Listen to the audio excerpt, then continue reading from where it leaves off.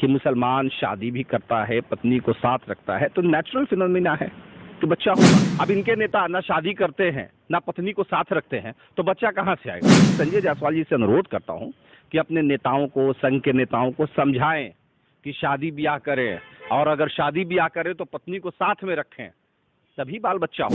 मैंने बोला ना कि दिमाग खराब अगर किसी का देना, इन लोगों को तो भेज देना मेंटल हॉस्पिटल्स में। सरकार चाहेगी कि अपराध हो, सरकार चाहेगी कि दंगा हो, सरकार चाहेगी कि अपहरण हो। मतलब हद बेवकूफी है भाई।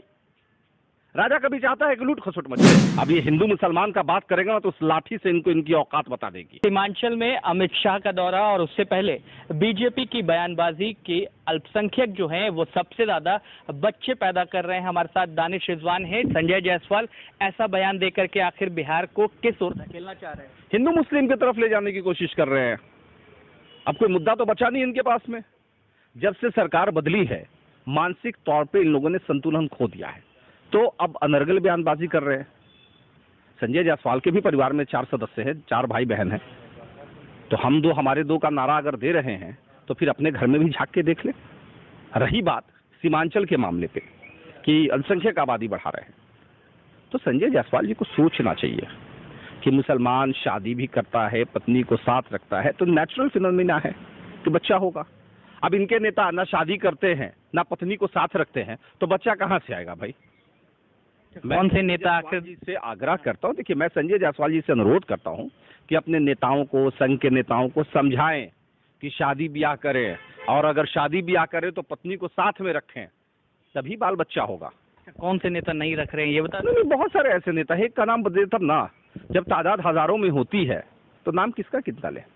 क्या लगता है कि सीमांचल के दौरे पर इस तरीके की बयानबाजी, और विजय सिन्हा वो कह रहे हैं कि अपराध जो बढ़ रहा है उसमें संरक्षण सरकार दे रही है? सही बात कह रहे हैं विजय सिन्हा जी। अपराध बढ़ रहा है तो सरकार संरक्षण है। सरकार चाहती है कि हत्या अपहरण हो, सरकार चाहती है कि दंगा हो, सरकार चाहती है कि तनाव फैले। मैंने बोला ना कि दिमाग खराब अगर किसी का देना, इन लोगों को तो भेज देना मेंटल हॉस्पिटल्स में। सरकार चाहेगी कि अपराध हो, सरकार चाहेगी कि दंगा हो, सरकार चाहेगी कि अपहरण हो। मतलब हद बेवकूफी है भाई। राजा कभी चाहता है कि लूट खसुट मचे। सबको भारतीय जनता पार्टी वाली हुकूमत समझी हुआ है क्या इन्होंने? ऐसी बयानबाजी आखिर बिहार में क्यों लगा? देखिए, जब से मैंने कहा ना कि जब से सरकार से लोग गए हैं, मानसिक तौर पर डिरेल हो चुके हैं, और जब गाड़ी का इंजन खराब हो जाता है तो गाड़ी ठीक से नहीं चलती है। अब इन लोगों के पास कोई काम बचा नहीं, तो इस तरह का देखिए देश में भारतीय जनता पार्टी जैसी अपोजिशन नहीं हो सकती है। जब ये सरकार में होते हैं तो हर तरफ इनको सुशासन दिखाई देता है, और जहां सरकार से नीचे उतरते हैं तो जंगल राज दिखाई देता है। जब सरकार में होते हैं तो इनको महंगाई डार्लिंग दिखाई देती है, और जहां अपोजिशन में चले जाते हैं तो महंगाई डाइन दिखाई देती है। जब ये सरकार में होते हैं तो इनको बेरोजगारी वगैरह कुछ नहीं दिखाई देता, इनको सिर्फ ये लगता है कि चारों तरफ अमन और शांति है। लेकिन जहां अपोजिशन में दिखाई जाते हैं तो बेरोजगारी मुद्दा दिखाई देने लगता है।